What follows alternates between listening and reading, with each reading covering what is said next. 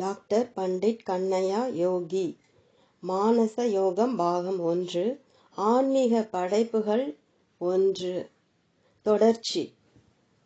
12. மனமும் ஒழுக்கமும். ஒவ்வொரு மனிதனும் ஒவ்வொரு விதமான ஒழுக்கம் கொண்டிருப்பதை அறிவோம். ஒருவன் நல்லதென நினைக்கும் ஒரு செய்கையை மற்றொருவன் கெட்டதென நினைக்கிறான்.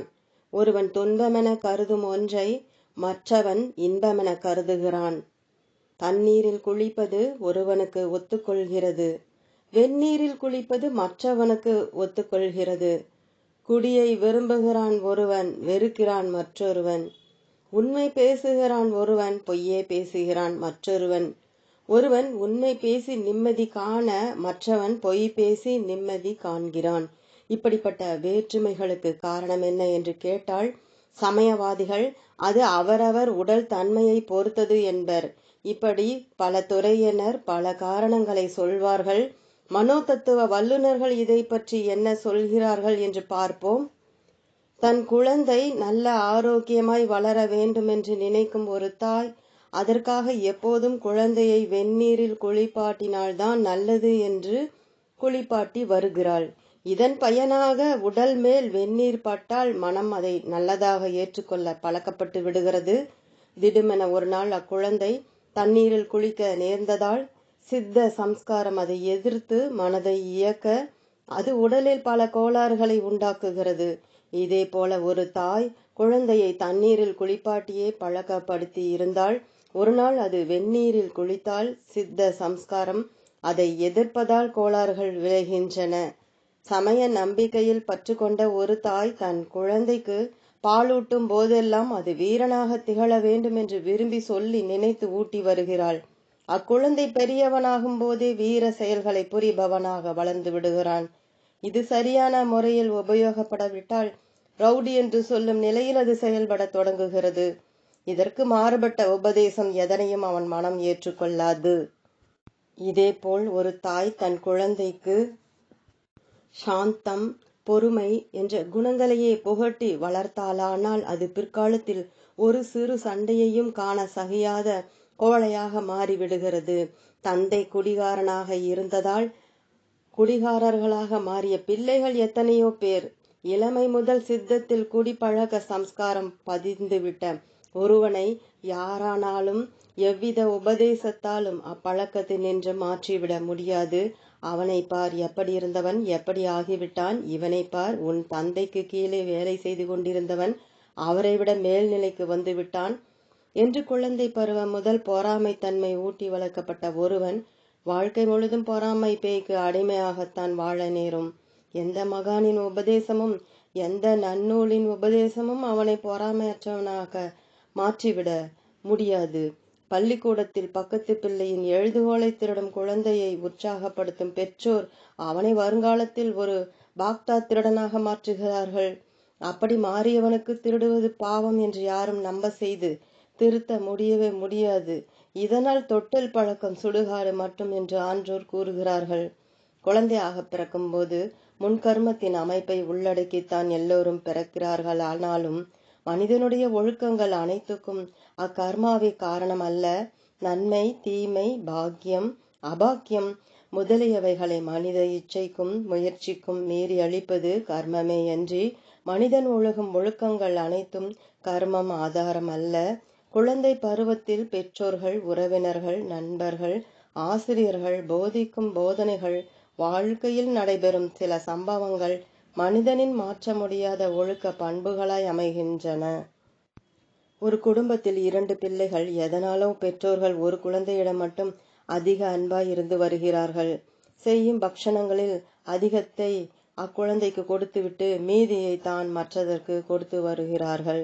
காரணம் அறியாமல் இப்படி எல்லா விஷயங்களிலும் ஒருதலை பட்சமாக நடந்து வர வர மற்ற குழந்தையின் மனதில் ஒரு வகை பொறாமை குணம் வளர்ந்து வருகிறது. இக்குழந்தை பெரியவனாக வளர வளர தன்னை விட சற்று நல்ல நிலையில் இருக்கும் யாரை பார்த்தாலும் கட்டுப்படுத்த முடியாத பொறாமையை செயல்படுத்துகிறது. குழந்தை பருவத்தில் எங்கேயோ யாத்திரை சென்ற போது குழந்தை ஒரு குளத்தில் தவறி விழுந்து விடுகிறது. அப்போதிருந்து பெற்றோர்கள் ஏரி, குளம் போன்ற இடங்களில் வரும்போது இதில் இறங்காதே, இறந்து விடுவாய் என்று பயம் காட்டி வருகிறார்கள். இதனால் அக்குழந்தை பெரியவனான பின்னும் எந்த நீர்நிலைகளை கண்டாலும் பயந்து நடுங்குகிறது. இப்படி பெரும்பாலும் மனிதர்களின் நல்ல கெட்ட ஒழுக்கங்களுக்கு அவர்களின் குழந்தை பருவத்தில் கிடைத்த போதனைகள், நடந்த சம்பவங்கள் காரணமாகின்றன. இப்போதனைகளும் சம்பவங்களும் சித்தத்தில் சம்ஸ்காரமாக பதிந்து அவன் ஒழுக்கத்துக்கு அடிப்படையாக அமைகிறது. இப்படியாக சித்தத்தில் பதித்த சம்ஸ்காரத்துக்கு மாறாக நடக்க விரும்பினால் அவனுக்கு துன்பம் வருவது தவிர்க்க முடியாது. குலத்தை கண்டு பயப்படும் சம்ஸ்காரமுள்ள ஒருவன் எக்காரணத்தாலாவது இதற்கு மாறுபட்ட முறையில் துணிந்து ஒரு குலத்தில் இறங்குவானானால் சித்தம் அதை எதிர்த்து செயல்பட உள்ளூர பயம், திகில் முதலியவை காரணமாக அவன் அச்சிறு குளத்தில் மூழ்கி மடிந்துவிடவும் செய்யலாம். வெந்நீரில் குளிக்க பழக்கப்பட்டவன் சமயத்தின் வற்புறுத்தலாலோ வேறு காரணத்தாலோ தண்ணீரில் குளித்தானேயானால் சித்தம் இதை எதிர்த்து செயல்படலால் உடலில் பல கோளாறுகளை உண்டாக்கியே தீரும். குடிப்பழக்கத்தில் பழக்கப்பட்டவன் எவன் பேச்சையாவது கேட்டு பலவந்தமாக அப்பழக்கத்தை விட்டுவிட முயற்சி செய்தானால் உறுதியாக உடலில் பல கோளாறுகள் உண்டாகி மருந்துகளால் குணப்படுத்த முடியாத கொடிய நோய்களுக்கு உள்ளாகி வருந்துவான். அப்படியானால் குழந்தை பருவத்தில் நடைபெற்ற சில சம்பவங்களின் மூலம் உண்டாயிருக்கும் சில கெட்ட பழக்கங்களை, ஒழுக்கங்களை மனிதன் மாற்றிக்கொள்ள முடியாதா? வாழ்க்கை முழுவதும் அப்பழக்கத்துக்கு அடிமையாகித்தான் சாக வேண்டுமா? இல்லை. சில மனோ சாதனைகள் மூலம் சித்தத்தில் பதிந்திருக்கும் சம்ஸ்காரத்தை அழித்து நீக்கி அதற்கு பதில் வேறு சம்ஸ்காரத்தை பதிய செய்து விட்டால் எவ்வித இன்னலும் கோளாறும் இல்லாமல் தேவையற்ற பழக்கத்திலிருந்து விடுபட்டு விடலாம். அதற்கான வழிகள் இந்நூலின் பிற்பகுதியில் விளக்கமாய் விளக்கப்பட்டுள்ளன. அருள் 13. மனமும் சூழ்நிலைகளும். தனக்கு கிடைப்பதை, இருப்பதை வைத்துக்கொண்டு திட்டமிட்ட வாழ்க்கையை நடத்தி இன்பமாய் வாழலாமென மனிதன் கருதுகிறான். ஆனால் எதிர்பாராமல் பல இன்னல்கள் உண்டாகி நடக்கக்கூடாதவை நடந்து மனிதனின் திட்டமெல்லாம் மட்டமாகி போக மனவேதனை படுகிறான். மாத கடைசியில் சிறிது தொகையை வைத்துக்கொண்டு சம்பளம் வரும் வரை காலம் கடத்தலாமென நினைத்தால் எதிர்பாரா விருந்தாளிகள் வந்து இடுக்கண் விளைவிக்கிறார்கள். தன் நலம் நாடும் நல்லவர்கள், தனக்கு உதவி செய்யும் நண்பர்கள் நாளை வரட்டும், வந்தால் தனக்கு உதவியாய் இருக்குமென திட்டமிடும் போது தன்னிடம் உதவியை நாடும் தகாதவர்கள் வந்து சேர்கிறார்கள். பணம் கொடுத்து நல்லதென வாங்கி வந்த ஒரு பொருள் வீட்டுக்கு வந்து பார்க்கும்போது கெட்டதாய் இருக்க கண்டு மனம் கலங்குகிறது. ஒரு சாராருக்கு இப்படி இன்னல்களையும் இடையூறுகளையும் உண்டாக்கும் சூழ்நிலைகள் சூழ்ந்து வர, மற்றொரு சாராருக்கு எல்லாம் இன்பமளிக்கும் சூழ்நிலைகளே சூழ்ந்து வருகின்றன. இதற்கு காரணமும் கர்ம வினைதான் என்று பலர் கருதி விடுவார்கள். இத்தகையோர் கர்ம தத்துவத்தை சரியாக உணராதவர்கள் என்றுதான் சொல்ல வேண்டும். மனிதனை சூழ்ந்து வரும் சூழ்நிலைகள் அவனின் அப்போதைய மனநிலையை பொறுத்ததாகும். தனக்கு யாராவது விஷம் வைத்து விடுவார்களோ என்று எப்போது ஒருவன் பயந்து கொண்டிருந்தால் அந்த பய நினைவுகள் அவன் பகைவர் யாருடைய மனத்தையாவது தூண்டி விஷம் வைக்க செய்துவிடும். அல்லது விஷம் வைக்கப்படாமலே வைக்கப்பட்டு விட்டதென பய நம்பிக்கை உள்ளத்தில் பற்றி விஷம் வைக்கப்பட்ட கோளாறுகளை உண்டாக்குகின்றன. பணத்தை பெட்டி நிறைய வைத்து தூங்குபவன் மனதில் திருடன் வந்து விடுவானோ என்ற திகில் இருந்து கொண்டே இருந்தால் யாரும் வராத போதே யாரோ வந்ததன் தோற்றம் உண்டாகும். அன்றி இத்திகில் பலம் அடைந்தால் அருகில் இருக்கும் திருடன் மனதை தாக்கி அவன் மூலமாக திருட செய்யப்பட்டு விடும். எதிராளிக்கு எந்த ஒரு நோயை பார்த்து விட்டு தனக்கும் அத்தகைய நோய் வந்துவிடுமோ என்று அஞ்சுபவனுக்கு ஒரு நாள் உண்மையாகவே அந்நோய் வந்துவிடும். தனக்கு ஏதோ ஆபத்து வரும் போல் இருக்கிறது என்று எப்போதும் பயந்து கொண்டிருப்பவனுக்கு ஆபத்து வந்தே தீரும். இதேபோல் தனக்கு எப்படியும் ஆண்டவன் செல்வம் கொடுப்பான் என்று உறுதியாக நம்புபவனுக்கு ஏதாவதொரு வழியில் செல்வம் கிடைக்கும். மருந்துகளால் தீராத தன் நோயை கடவுள் தீர்த்து வைப்பார் என்று உறுதியாக நம்பி அந்நம்பிக்கையை வேரூன்ற செய்வதற்காக உபாசனை செய்ய நோய் வியக்கத்தக்க முறையில் குணமாகவே செய்யும். இப்படியெல்லாம் நடைபெறுவதன் தத்துவத்தை கண்ணன் எளிய வாக்கியத்தில் சொல்லி வைத்தான். யத்பாவம் தத்பவதி. எதை நீ பாவிக்கிறாயோ அது உனக்கு ஆகும் என்று மனதின் திரிபுதான் பௌதிகத்தில் உருவாகும் என்பது மனோதத்துவ உண்மை. பின்னால் விளக்கப் போகும் மன சிருஷ்டி தத்துவத்தை பார்த்தால் இவ்வுண்மை நன்கு விளங்கும். பாவனை என்ற சொல் வெறும் நினைப்பை குறிப்பதல்ல, மன திரிபு நிலையை அப்படியே பற்றியிருத்தல் என்று பொருள். மனதின் எந்தெந்த மாதிரியான திரிபு நிலைகள் பௌதிகத்தில் என்னென்ன நிலைகளை தோற்றுவிக்கும் என்பது மனோ தத்துவத்தின் ஒரு மாபெரும் ரகசியம். இதை அறியாததால்தான் நான் நல்லதையே நினைத்தேன், எனக்கு கெடுதலே வந்தது என்ற குற்றச்சாட்டுகளை பலர் சொல்கிறார்கள். தன்னை பற்றி நினைக்காமல் பிறரை பற்றி பாவனையாக நினைக்கும் தீமைகள் தமக்கு வந்து சேரும் என்ற மாபெரும் தத்துவத்தை தான் பெரிய நீதிமான்கள் கூட புரிந்து கொள்ளவில்லை. அவன் அப்படி செய்தான், அதனால் அவனுக்கு அப்படிப்பட்ட கெடுதல் வரவேண்டும் என்று பாவிப்பவர்களுக்கு பாவனையின் திரிபு நிலையில் அக்கேடு வேறு வழியில் உண்டாகிறது. இதுதான் அவனை பற்றி நினைத்த கெடுதல் என்று புரிந்து கொள்ள முடியாத புது வடிவில் அக்கேடு நினைப்பவனுக்கு வருகிறது. தன்னை திட்டிய பகைவனுக்கு பற்கள் விழுந்து விட வேண்டும் என்று பாவனா நிலையில் நினைப்பவனுக்கு தாடை நோய், முக பார்சவாதம் வரலாம். இந்நோய்க்கும் தான் நினைத்த நினைப்புக்கும் தொடர்பில்லை என்று அவன் கருதலாம். இதுதான் நினைப்பின் தத்துவம். இதனால் தான் பெரியோர்கள் பகைவனுக்கும் தீங்கு நினைக்காதே என்று சொல்கிறார்கள். ஆக இந்த பகுதியின் முதலில் சொன்னபடி மனிதனை சூழ்ந்து வரும் நல்ல கெட்ட சூழ்நிலைகளுக்கு அவன் நினைப்பே பாவனையே காரணம் என்பதை அறிந்து கொள்ளலாம். மனிதனை சார்ந்து வரும் இன்ப துன்ப ஆபத்துகளுக்கு கடவுளோ கர்மமோ வேறு எதுவோ காரணமல்ல, அவனுடைய மனோபாவனைதான் காரணம். எப்படி பாவித்தால் என்ன வரும் என்பதை மனிதன் புரிந்து கொண்டு பாவனையை சரியான முறையில் புரிந்து வந்தால் அவனை எப்போதும் இன்ப சூழ்நிலைகளை சூழ்ந்து வரும். அருள் 14. மன சிருஷ்டி விஞ்ஞானம். மனிதன் உடலாலும் வாக்காலும் செய்யும் காரியங்களெல்லாம் முதலில் மனிதனின் மனதில்தான் செய்யப்படுகின்றன என்று முன்பு விளக்கினோம். ஒரு களிமண் உருண்டையை ஒரு மண்பொம்மை செய்பவனிடம் கொடுத்தால் சற்று நேரத்தில் அவன் அதில் ஒரு பிள்ளையார் உருவத்தை உண்டாக்கி விடுகிறான். அதே களிமண் உருண்டையை மற்றொருவனிடம் கொடுத்தால் அவன் பல நாட்கள் முயன்றாலும் அதில் பிள்ளையார் உருவை உண்டாக்க முடியாது. ஏன்? முன்னவனின் மனதில் பிள்ளையார் உருவத்தை அமைப்பதற்கான திருபு நிலை தொடக்கம் முதல் முடிவு வரை சரியாக இயங்கி வர அவ்வியக்கத்தின் பிரதிபலிப்பு அவன் கைகளின் வழியாக இயங்கி பிள்ளையார் உருவை உண்டாக்குகிறது. மற்றவன் மனதில் பிள்ளையாரை செய்யும் திரிபு நிலைகள் உண்டாகாமையால் அவனால் செய்ய முடிவதில்லை. ஒரு மரத்துண்டை ஒரு தச்சரிடம் தருகிறோம். அவன் மனதில் ஒரு யானையின் வடிவை செதுக்கி விடுகிறான். யானையின் வடிவை செய்வதற்கான ஆரம்பம் முதல் முடிவு வரையான மன திருபுகள் அவனில் நடைபெறுவதனால் தான் அவன் அதை செய்ய முடிகிறது. மனதில் யானை செய்வதின் திரிபு நிலைகள் இருக்க பெறாதவன் எவ்வளவு முயன்றாலும் மரத்துண்டில் யானையின் உருவத்தை செதுக்க முடியாது. 2 4 எவ்வளவு என்று ஆசிரியர் கேட்டதும் பையன் மனதிலேயே கூட்டுகிறான். மனதில் 6 என்ற முடிவு கிடைக்க பெற்று அதை வாயால் சொல்கிறான். புதிய கவிதைகள் முதலில் கவிஞனின் மனதில்தான் உருவாகின்றன. புதிய ஓவியங்கள் முதலில் ஓவியர்களின் மனதில்தான் உருவாகின்றன. மனிதன் கண்டுபிடித்த பெரிய பெரிய இயந்திரங்கள், நுண்ணிய மின் கருவிகள் முதலியவை முதலில் விஞ்ஞானிகளின் மனதில்தான் உருப்பெறுகின்றன. முன்பு விளக்கிய விசாரணை என்ற மன இயக்கத்தில் ஈடுபடும் போது அதன் முடிவாக இத்தகைய புதுமைகள் முதலில் மனதில் உருவாகி பின் உலகில் உருவெடுக்கின்றன. மனிதன் செய்த அனைத்தும் அவனுடைய மனதின் ஆக்கங்களே. சமயவாதிகள் பிரபஞ்ச அமைப்புகள் ஆண்டவனின் மனதில் உருவாகி இயற்கையில் வெளியானவை என கூறுவது முற்றிலும் உண்மை. மனதின் இந்த தன்மைக்கு மன சிருஷ்டி என்று சொல்லலாம்.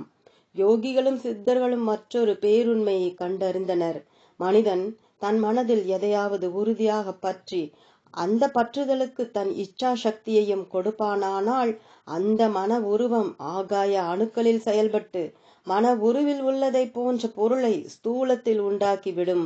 ஒருவன் தன் மனதில் ஒரு பூனையின் உருவ நிலையை படுத்தி அதற்கு சக்தியை கொடுப்பானானால் உண்மையாகவே ஒரு பூனை ஸ்தூலத்தில் உண்டாக்கப்பட்டு வெளிவரும். இந்து புராண கதைகளில் இதை விளக்கும் பல சம்பவங்கள் கதை வடிவில் உள்ளன. சண்டையில் இறந்து போகும் வீரர்களுக்கு பதிலாக புதிய வீரர்கள் உடனுக்குடன் தோன்றிக் கொண்டிருந்தார்கள் என்று கதைகளில் சொல்லப்பட்டது இதற்கு சான்றாகும். ஆனால் இதற்கு பூனையின் வெளியுறவை மட்டும் மனதில் நிலைப்படுத்தினால் போதாது.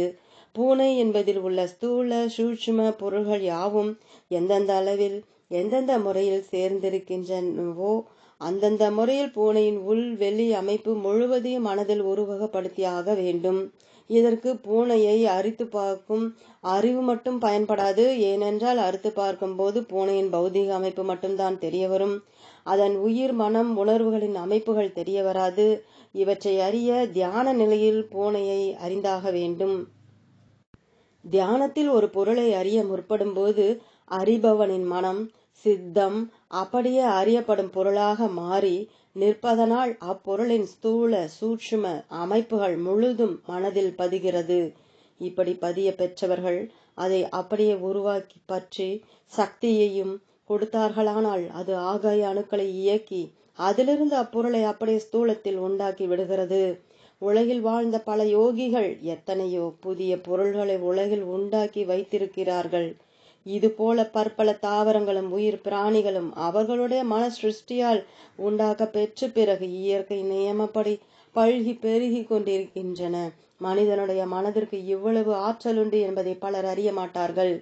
மன சிருஷ்டியின் இந்த மாபெரும் தத்துவத்தை உணர்ந்தவர்கள் யோக சாதனை பயிலாதவர்களாய் இருந்தாலும் சாதாரண நிலையில் இச்சக்தியை உபயோகப்படுத்தி உலகில் இருக்கும் பொருள்களில் தமக்கு வேண்டியவற்றை அடைய பெற்று வருகிறார்கள்.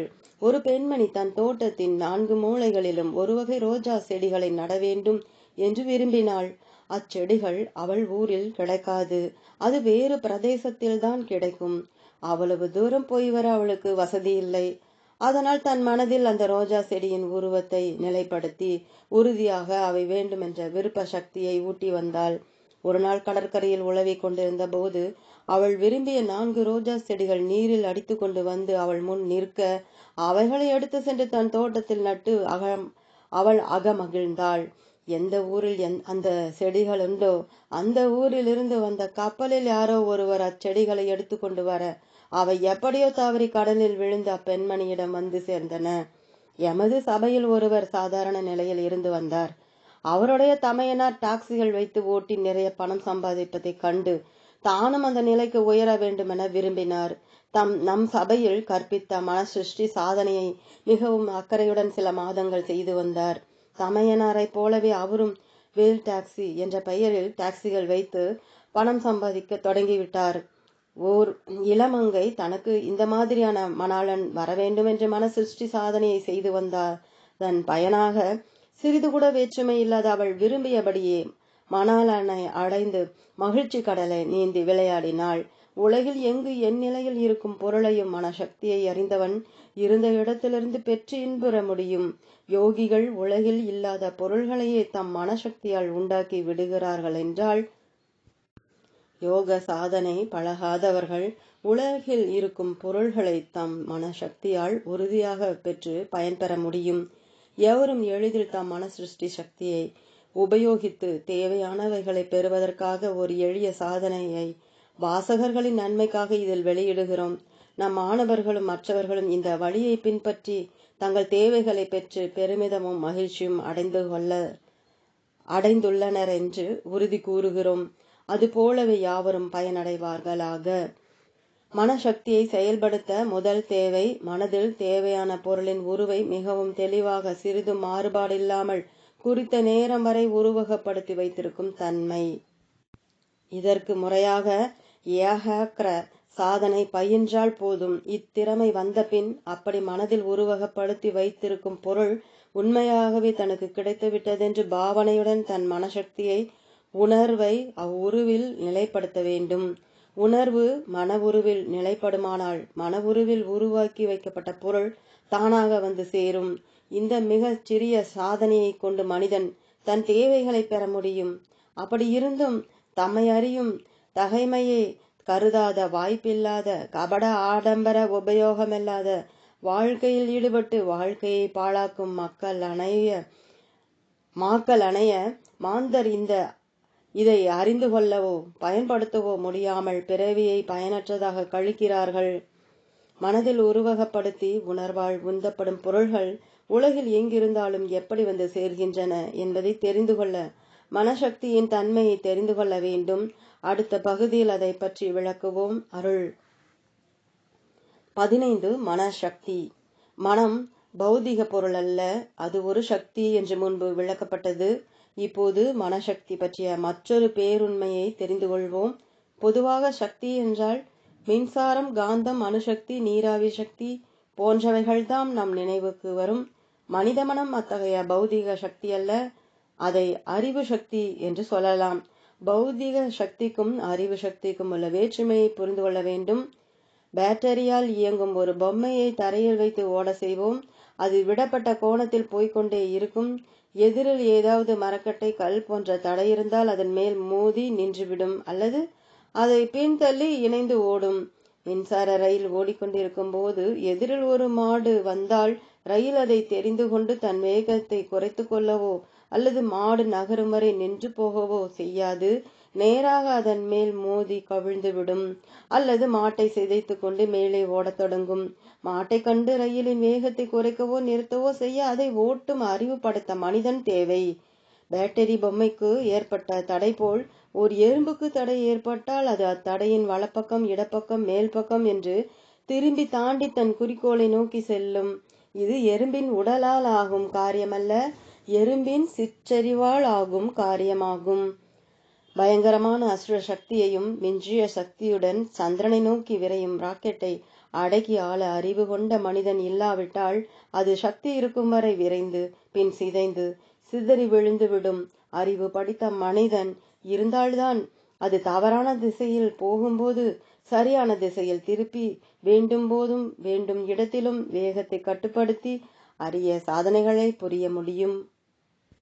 எல்லா உயிர்களிலும் ஓரளவில் அறிவு சக்தி இருக்கிறது. அதை கொண்டுதான் அவை தம் உணவை பகுத்தறிந்து உண்டு வளர்கின்றன. உணவில்லாத பொருளை அவை உண்ணா. மனித உடலின் ஓர் அணுவும் செல் கூட இந்த அறிவுத்தன்மையை கொண்டிருக்கிறது. அதற்கும் தன் உணவு இன்னது, உணவு அல்லாதது இன்னது என்று பகுத்தறியும் தன்மை இருக்கிறது. கண்மூடித்தனமாய் செயல்படும் பௌதிக சக்திகளை அறிவு சக்தி கட்டுப்படுத்தி ஒழுங்கு செய்து தகுந்த காரிய சாதனைக்கு பயன்படுத்துகிறது. மின்சக்தி பெரிய சக்திதான், ஆனாலும் அறிவு சக்தியால் ஒழுங்குபடுத்தப்படாவிட்டால் அதனால் எந்த நன்மையும் பெற முடியாது. இயந்திரங்கள் அரிய பெரிய வேலைகளை செய்யுமானாலும் அவற்றின் வழியாக பயனுடைய செயல்களை செய்ய அறிவு சக்தி வேண்டும். பல காலமாக அணுக்களின் வாழ்க்கையை ஆராய்ந்த ஐன்ஸ்டீன் அணுக்களிலும் மனிதனின் அறிவு சக்தி போன்ற மனசக்தி இருக்கிறது என்று கூறியுள்ளார். சமயவாதிகள் இப்பிரபஞ்சத்தை படைத்து காத்து அழிக்கும் கடவுள் அறிவு வடிவானவர் என கூறுகின்றார். நாம் முன் பகுதிகளில் கூறியவற்றிலிருந்து மனம் அறிவு சக்தி என்பதை எளிதாக புரிந்து கொள்ளலாம். எது செய்தால் நன்மை, எது செய்தால் தீமை என்று மனதில் விசாரித்துதான் ஒரு காரியத்தை செய்கிறோம். மனக்கோளாறு கொண்டவனை பைத்தியம் என்கிறோம். அவன் சொல்லிலும் செயலிலும் ஒழுங்கோ பயனுடைத்தான இயக்கமோ இருக்காது. ஆக மனம் அறிவு சக்தி என்பதை புரிந்து கொள்வோம். ஒருவனை அழைத்து ஒரு கடிதத்தை கொடுத்து இதை இன்ன ஊரில் இன்ன விலாசத்தில் சேர்ப்பித்து வா என்று அனுப்பினால் அவன் பல வகைகளில் அந்த சரியான விலாசத்தை கண்டுபிடித்து சரியான நபரை அறிந்து கடிதத்தை சேர்ப்பித்து வருவான். இந்த பழம் அவ்வூரில் குறிப்பிட்ட கடையில் விற்கப்படுகிறது, வாங்கி கொண்டு வா என்று ஒருவனுக்கு சொன்னால் அவன் அவ்வூரை விசாரித்தறிந்து கடையை கண்டுபிடித்து குறித்த பழத்தை வாங்கி கொண்டு வருவான். இவனை அடித்துவிட்டு வா என்று ஒரு போக்கிரியை ஏவினால் அவன் குறித்த நபரை அடித்துவிட்டு வருவான். இங்கு சொன்ன உதாரணங்களில் மனித உடல் மட்டும்தான் செயல்பட்டது என்று சொல்ல முடியுமா? இல்லை, மனிதனின் அறிவுதான், மன அறிவுதான் செயல்பட்டது என்பதை எளிதில் புரிந்து கொள்ளலாம் அன்றோ? சற்று நேரத்துக்கு இப்படி கற்பனை செய்து கொள்வோம். விலாசதாரருக்கு கடிதம் கொடுக்க சொன்னவனின், பழத்தை வாங்கி வர சொன்னவனின், ஒருவனை அடித்துவிட்டு வர சொன்னவனின் உடலிலிருந்து மனதை மட்டும் தனியாக பிரித்து அதற்கு இந்த காரியங்களை செய்யும்படி சொல்வதாக வைத்துக் கொள்வோம். அந்தந்த அறிவு மனம் அந்தந்த காரியத்தை அப்படியே செய்ய முயலும். ஆனால் அந்த மனம் உடலில் இல்லாத காரணத்தால் பௌதிகத்தன்மையில் காரியத்தை சாதிக்க முடியாதே தவிர சாதிக்கும் அறிவும் முயற்சியும் அது செய்யும் என நம்பலாம் அல்லவா?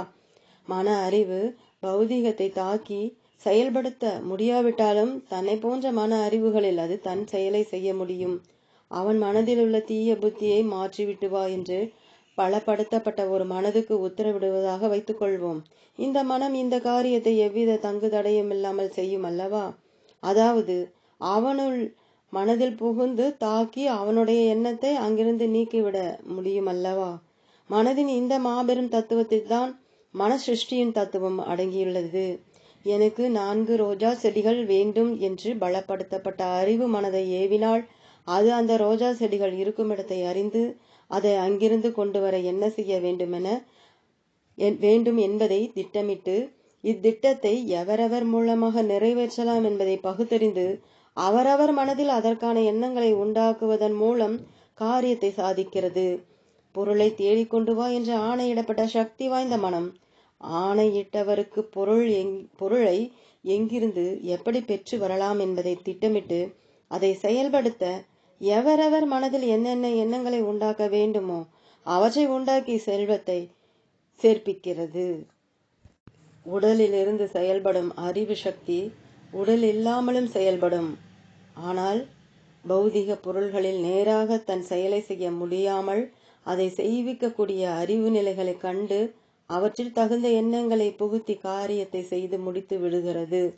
ஒரு மனிதன் இப்படிப்பட்ட அரிய காரியத்தை சாதிக்க வேண்டுமானால் அவனுக்கு தேவைப்படுவது மிகவும் பலமான மனசக்தியும் அதை சரியான வழியில் செலுத்தி அறிந்து கொள்ளுதலும் ஆகும்.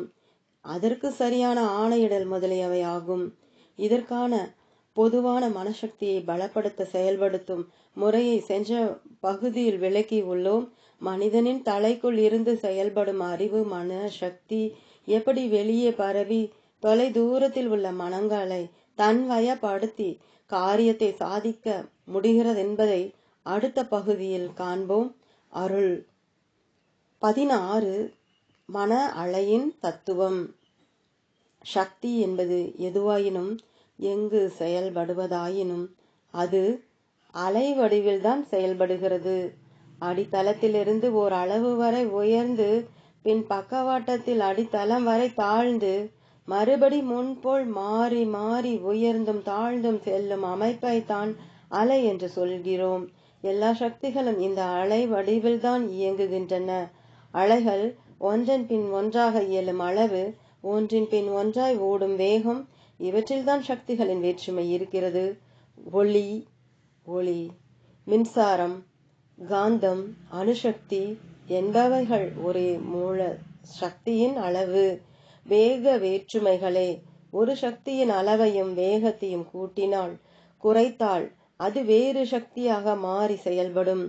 பிரபஞ்சம் முழுவதுமே அலையின் அமைப்புதான் என்பதை சமுத்திராதர்ணவாததி சம்வத்சரோ அஜூயத சப்திக்கும் அலை கடலிலிருந்து சுற்று வேகம் உண்டாயிற்று என்று வேதம் கூறுகிறது. கடவுள் என்பது வேறொன்றும் அல்ல, பிரபஞ்சத்தின் மிக வேகமான அதிக அளவான சக்தியின் அலை நிலையே. கடவுளே பிரபஞ்ச பொருள்களாக ஆகிறார் என்பதை இப்போது எளிதில் புரிந்து கொள்ளலாம். பிரபஞ்சத்தின் மிக உயர்ந்த வேக சக்தியான கடவுளின் அலைவேகம் குறைய குறைய அது வெவ்வேறு விதமான சக்திகளாக மாறி மிகவும் குறைந்த வேக நிலையில் பொருள்களாகவும் காட்சியளிக்கிறது. சர்வம் பிரம்மமயம் என்ற வேத தத்துவத்தை இப்படி விஞ்ஞான தத்துவத்தால் எளிதில் விளக்கலாம். அறிவு சக்தியான மனமும் அலைவடிவில் செயல்படும் என்பதை அறிந்து கொள்ளலாம். மனசக்தி அதிகமாகிறது என்றால் அதன் அலை வேகமும் அலைகளின் அளவும் அதிகமாகிறது என்று பொருள். சாதாரணமாய் மனம் தலைக்குள்ளாக மட்டும் நினைப்புகளை உண்டாக்கி கொண்டிருக்கும் போது அது ஒரு குறித்த அலைவேகத்தில் செயல்படுகிறது. அதன் அலைவேகத்தை அதிகப்படுத்தினால் சூக்ஷ்ம சக்தி ஆகையால் அது தலையை கடந்து வெளிப்பாகத்தில் பரவ தொடங்குகிறது. அறிவு சக்திக்கு தலை, மண்டை, மூளை போன்றவைகள் தடையாகாது என்பதை எளிதில் புரிந்து கொள்ளலாம். ஒவ்வொரு சக்தியின் அலையிலும் அச்சக்தியின் பண்பும் வடிவமும் தனியாய் இருக்கிறது. ஒளி, மின்சக்தி, காந்த சக்தி, அணுசக்தி அனைத்தும் அலை வடிவத்தில்தான் இயங்குகின்றனவா? ஆனாலும் அவ்வலைகளின் அளவிலும் பண்பிலும் வேகத்திலும் அவை வேற்றுமை படுகின்றன. இன்னின்ன சக்தியின் அலை இன்னென்ன வடிவம் கொண்டது என்ற பட்டியல் இருந்தால் ஒரு சக்தி அலையை கண்டதும் அது இன்ன சக்தி என்று சொல்லிவிடலாம். அலைகளின் வடிவங்களை கொண்டு இது ஒளி அலை, இது ஒளி அலை, இது மின்காந்த அலை என சொல்லிவிடலாம் அல்லவா? சக்திகளுக்கு வடிவங்கள் தனித்தனியாய் உண்டு எனும் போதே அவை தாக்கும் பொருள்களிலும் வெவ்வேறு தன்மைகளை உண்டாக்கும் என்பதை எளிதில் புரிந்து கொள்ளலாம்.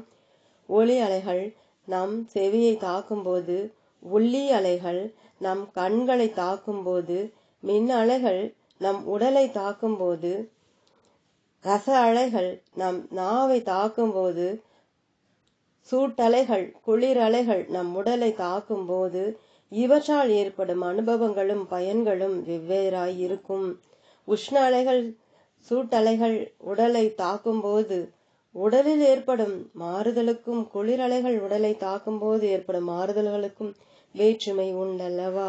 சிறியதோ பெரியதோ, வேகமானதோ வேகம் குறைந்ததோ, எந்த மன அலையாயினும் அது தனக்கென ஒரு தன்மையை வடிவத்தை கொண்டிருக்கும். மன அலையின் வடிவமும் தன்மையும் நினைப்பின் தன்மையையும் மன திருப்பு நிலையையும் அடிப்படையாக கொண்டது. நல்ல எண்ணங்கள், கெட்ட எண்ணங்கள், பொறாமை, களிப்பு, இன்பம், காதல், கோபம், பயம் முதலான மன நினைப்பு அலைகள் வெவ்வேறு வடிவத்தையும் தன்மையையும் உடைத்ததாய் இருக்கும். கோபம் சிவப்பு நிறமாயிருக்கும், அன்பு பச்சை நிறமாயிருக்கும், பக்தி நீல நிறமாயிருக்கும், காதல் இளஞ்சிவப்பு நிறமாயிருக்கும், தியாக உணர்வு காவி நிறமாயிருக்கும். இப்படி நினைப்புகளின் நிறங்களை சூட்சும நோக்கு கொண்டவர்கள் கண்டிருக்கிறார்கள். ஆசை சுழல் வடிவமாயிருக்கும், பக்தி தாமரை வடிவமாயிருக்கும், கோபம் மாலை சூரியன் வடிவமாயிருக்கும். இப்படி மனதினின் எண்ணங்கள் அனைத்தும் வடிவங்களையும் ஆன்றோர்கள் அறிந்திருக்கிறார்கள். வடிவிலும் நிறத்திலும் தன்மையிலும் மாறுபட்டுள்ள எண்ண அலைகள் அவை தாக்கும் மனங்களில் பொருள்களில் வெவ்வேறு தன்மைகளை உண்டாக்கும் என்று சொல்லவும் வேண்டுமோ? ஒரு பலமான நல்ல எண்ணம், கெட்ட எண்ணம் அது தாக்கும் மனங்களிலெல்லாம் நல்ல எண்ணத்தையும் ஒரு பலமான கெட்ட எண்ணத்தையும் உண்டாக்கும் என்பதை எளிதில் அறியலாம். ஆகையால் ஒரு காரிய சாதகத்துக்கான மிக பலமான எண்ண அலையை வானத்தில் பரவ செய்தால் அது அந்த காரிய சாதகத்துக்கு எவரவர் மனதை தொட்டு அவைகளில் என்னென்ன எண்ணங்களை உண்டாக்க வேண்டும் என்பதை அறிந்து அவைகளை உண்டாக்குவதன் மூலம் காரியத்தை வெற்றி பெற செய்கிறது. நம் பூமண்டல வான பரப்பு முழுவதும் மின்காந்த அலைகள் பரவி கொண்டே இருப்பதை போல பல்வேறு மனிதர்களின் மன அலைகளும் ஓயாமல் பரவி கொண்டே இருக்கின்றன. இவற்றில் பலமுள்ள மன அலைகள் பலமற்ற மன அலைகளை எதிர்த்து தடுத்து தாம் முன்னேறி பரவுகின்றன. அப்படி பரவும் வழிகளில் தடைப்படும் மனங்களிலெல்லாம் தன்னுடைய தன்மைகளை உண்டாக்கி செல்கின்றன. சாதாரண மன அலைகள் பிறர் மனதை தாக்கும் போது குறிப்பிடத்தக்க மாறுதல் எதையும் அதில் செய்யாமல் போகின்றன. ஆனால் பலமான மன அலைகள் அவை தாக்கும் மனங்களில் அம்மனதுக்குரியவர்கள் அறிய முடியாத விதமாய் மாறுதல்களை செய்துவிட்டு செல்கின்றன. மனபலம் அதிகமாய் கொண்ட ஒருவன் ஓரிடத்திலிருந்து எப்போதும் பலமான நல் எண்ணங்களை எண்ணி வந்தால் சுற்றுப்புறத்தில் வாழும் தீயவர்களும் நாளடைவில் நல்லவர்களாக மாறிவிடுகிறார்கள். இன்று மனபலம் அதிகமாய் கொண்டவர்கள் எப்போதும் தீய எண்ணங்களையே எண்ணி வருகிறார்கள். ஆகையால் அவர்களை விட மனபலம் கொண்டவர்களை தவிர மற்றவர்களை தீயவர்களாக மாற்றிக்கொண்டே இருக்கிறார்கள். மனசக்தி அலைவடிவில் செயல்படுகிறது. மன அலைகளுக்கு வடிவமும் தன்மையும் உண்டு. வேகமான மன அலைகள் வேகம் குறைந்த மனங்களில் தன்னுடைய தன்மையை உண்டாக்கி விடுகிறது. மன அலைகள் மனிதனின் தலையை கடந்து வெளி மன ஆகாயத்தில் பரவுகின்றன என்ற உண்மைகளை இப்பகுதியில் ஆராய்ந்தோம். அருள் 17 மனமும் தெய்வ ஞானமும். மனிதன் என்ற கலப்பு உருவில் என்னென்ன இருக்கின்றன என்று முன்பு கண்டோம். அவையெல்லாம் மனித உருவுக்குள்ளேயே உண்டாகி செயல்படுபவை அல்ல.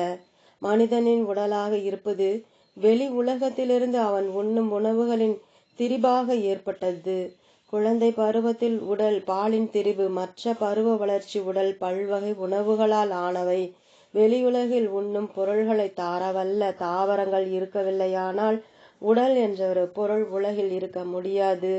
உடலை நவீன முறையில் ரசாயன தன்மையில் ஆராய்ந்து அதில் என்னென்ன இருக்கிறது என்று கண்டுபிடித்திருக்கிறார்களோ அவையெல்லாம் கூட வெளியுலகிலிருந்து உணவு வழியாக உடலுக்குள் செலுத்தப்பட்டு திரிபடைந்தவைதான். உடலில் இருக்கும் உயிர் சத்துக்கள், வைட்டமின்கள், புரதங்கள், புரோட்டீன் முதல் தாது உப்புகள், உலோகங்கள், ரசாயனங்கள் அனைத்துமே பல வகை உணவுகளின் வழியாக உடலுக்குள் செலுத்தப்பட்டவைதான். உடலில் ஏதாவது ஒரு பொருள் குறைந்துவிட்டால் அதை நிறைவு செய்ய அப்பொருளை தன்னுள் கொண்ட உணவு பண்டத்தையோ மருந்தையோ தான் நாம் தேடுகிறோம். ஆக மனிதனின் 7 தாதுக்கள் கொண்ட உடல் முழுவதும் வெளி உலகிலிருந்து பெறப்பட்ட உணவின் திரிபுகளே என்பதை புரிந்து கொள்வோம். மனித உடலில் உணவாக செல்லும் பொருள்களை உடல் பொருளாக திரிய செய்யும் பெரிய சக்தியான பிராணவாயு உடலில் உற்பத்தி ஆவதில்லை. இது வெளியுலகிலிருந்து சுவாசத்தின் வழியாக உடலுக்குள் செலுத்தப்படுகிறது. வெளிக்காற்றில் கலந்துள்ளதை சுவாசத்தின் வழி ஏற்கிறோம்.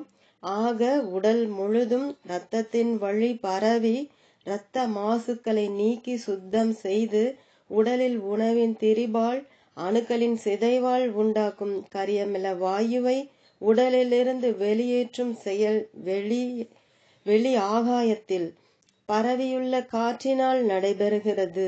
ஆக பிராணவாயுவை மனிதன் வெளியுலகிலிருந்து தான் பெறுகிறான். உடலின் சக்தியாக, பிராண சக்தியாக, நரம்பு சக்தியாக செயல்படும் உடல் சக்தியும் சுவாசத்தின் வழிதான் உடலுக்குள் செலுத்தப்படுகிறது. காற்றை உள்ளிழுக்கும் போது அதிலுள்ள பிராணவாயுவை நுரையீரலில் தேங்கும் அசுத்த இரத்தம் ஏற்றுக்கொள்ளும். அதே சமயம் அக்காற்றிலுள்ள பிராண சக்தியை, உயிர் சக்தியை நுரையீரலை இயக்கும் வேகஸ் நரம்புகள் ஏற்று நரம்பு மண்டலத்துக்கு அனுப்புகிறது. காற்றின் வழியாக நல்ல பிராணவாயுவையும் பிராண சக்தியையும் ஏற்காதவர்கள் விரைவில் உடல் சக்தியை இழந்து நோய்வாய்ப்பட்டு இறந்து போவார்கள். நரம்பு சக்தியாகிய உயிர் சக்தியும் மனிதனுக்கு வெளி ஆகாயத்திலிருந்துதான் கிடைக்கும். இதுவரை சொன்ன உண்மைகளை பொதுவாக எல்லோரும் எளிதில் புரிந்து கொள்ளவும் ஒப்புக்கொள்ளவும் செய்வர். ஆனால் இனிமேல் சொல்லப்போவதை சாதாரணமானவர்கள் புரிந்து கொள்வது சிரமம்தான். ஆனால் நிதானித்து காரண காரியங்களை ஆராய்ந்தார்களானால் சிரமமில்லாமல் இதனையும் ஒப்புக்கொள்வார்கள். அதாவது உடல், பிராணவாயு, பிராணன் முதலியவற்றை மனிதன் வெளி ஆகாயத்திலிருந்து ஏற்பது போல் அவன் மன சக்தியையும் வெளி ஆகாயத்திலிருந்துதான் மூளைக்குள் ஏற்கிறான். மனசக்தி மனித உடலில் உற்பத்தி ஆவதல்ல. அது பிராணன் முதலியவைகளைப் போல் வெளியிலிருந்துதான் ஏற்படுகிறது.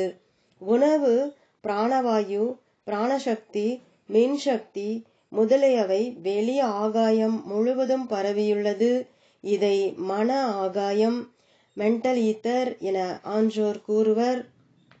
வெளியிலுள்ள காற்றை மனிதன் தன் நுரையீரலில் ஏற்கும் போது அங்கு இருக்கும் இரத்தத்தின் தன்மைக்கு தக அக்காற்றின் தன்மை மாறுகிறது. ஒருவனிடத்து அதிக கரியமல வாயுவாகவும் ஒருவனிடத்து குறைந்த கரியமல வாயுவாகவும் அது மாறுகின்றது. ஒரு உணவு பண்டம் உடலுக்குள் செல்லும் போது உடலுக்கு தகுந்த முறையில் அது மாறுகிறது. பிராணசக்தி உடலுக்குள் புகும்போது அப்போதைய நரம்பு அமைப்புக்கு தக்க உள்ளே மாறுதலை அடைகிறது. இதேபோல் மன ஆகாய பரப்பிலிருந்து மனித மூளைக்குள் செல்லும் மனம் அப்போதைய தன்மைக்கு தகுந்தபடி மாறுதல் அடைகிறது. உணவு உட்பொருளாக திரிந்து பலகாலம் இருப்பது போல மனம் தனி மனிதனின் மனமாக பலகாலம் செயல்பட்டு கொண்டிருக்கிறது. இது உன் உடல், இது என் உடல் என்று சொல்லும்போது உடலின் வேறுபாட்டை குறிக்கிறோம். ஆனால் இவ்வேறுபாடுகளை கொண்ட உடல்கள் எல்லாமே உணவால் சமைந்தவைதான் என்பதில் சந்தேகமில்லை. இதேபோல் இது உன் மனம், இது அவன் மனம், இது நல்ல மனம், இது கெட்ட மனம் என்றெல்லாம் தனி மனிதனின் மனதை பற்றி சொன்னாலும் அவை எல்லா மனங்களும் வெளி ஆகாயத்திலிருந்து பெறப்பட்ட மனம்தான் என்பதை புரிந்து கொள்ள வேண்டும். பிரபஞ்சம் முழுவதும் மன ஆகாயம் பரவி இருக்கிறது என்பதை இப்படி நம்பலாம். பூமிக்கு பல கோடி மைல்களுக்கு அப்பால் இருக்கும் சூரியனின் ஒளியை பூமிக்கு கொண்டு வர இடையில் ஒளி ஆகாயம், லூமினல் ஈத்தர் இருக்க வேண்டும். ஒளிகளின் மின்காந்த அலைகளை உலகம் முழுவதும் பரவ செய்ய ஆகாய பரப்பில் மின்காந்த ஆகாயம் இருக்க வேண்டும் என்பது போல மனதின் அலைகளை தாங்கி செல்ல ஏதுவாக மன ஆகாயமும் இருக்க வேண்டும் என்பதை நம்பலாம். கடந்த பகுதியில் கூறியபடி ஒரு மனசக்தி வெகு தூரம் பரவி அங்குள்ள மனங்களில் தன் பிரபாவத்தை செலுத்த வேண்டும் என்றால் வெளியில் மன ஆகாயம் பரவி இருக்க வேண்டுமன்றோ? அது மட்டுமல்ல, இன்று உலகில் மிக அதிக ஆண் பெண்களால் பயன்படுத்தப்படும் மானதத்தந்தி டெலிபதி என்ற கலை வெளி ஆகாயத்தில் மனம் பரவி இருக்கிறது என்பதை உறுதிப்படுத்துகிறது.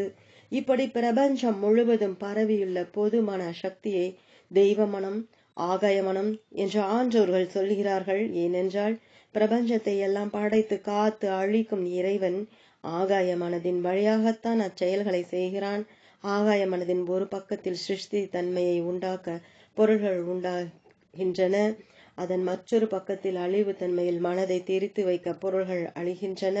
மனதுக்கும் உடலுக்கும் வாழ்க்கைக்கும் உள்ள தொடர்புகளை பற்றி முன்பு கூறியது போல் பிரபஞ்ச காரியங்களை இறைவன் மன ஆகாயத்தை கொண்டு நடத்துகிறான். மனிதனுக்கு ஒரு மனம் இருப்பது போல பிரபஞ்ச மனம் இறைவனுடையதாக இருக்கிறது. மனிதன் ஒரு காரியத்தை செய்யும் முன் முதலில் அதை மனதில்தான் செய்கிறான் என்று முன்பு விளக்கினோம். மனதில் செய்யப்படாத எதுவும் உடலால் செய்யப்பட முடியாது. ஆனால் வெளியிலிருந்து பார்ப்பவர்களுக்கு உடலில் காரியம் செய்யப்பட்ட பிறகுதான் இவன் இதை செய்தான் என்று தெரியும். செய்யும் முன் இவன் இதை செய்ய போகிறான் என்று சொல்ல முடியாது. ஆனால் மனிதனின் மனதை யாராவது காண முடிந்தால் இவன் இன்னது செய்ய போகிறான் என்று அவன் உடலால் செய்வதன் முன்பே சொல்லிவிடலாம். பிரபஞ்சத்தில் நடைபெறும் எல்லா காரியங்களும் இறைவனால் முன்கூட்டியே திட்டமிட்டு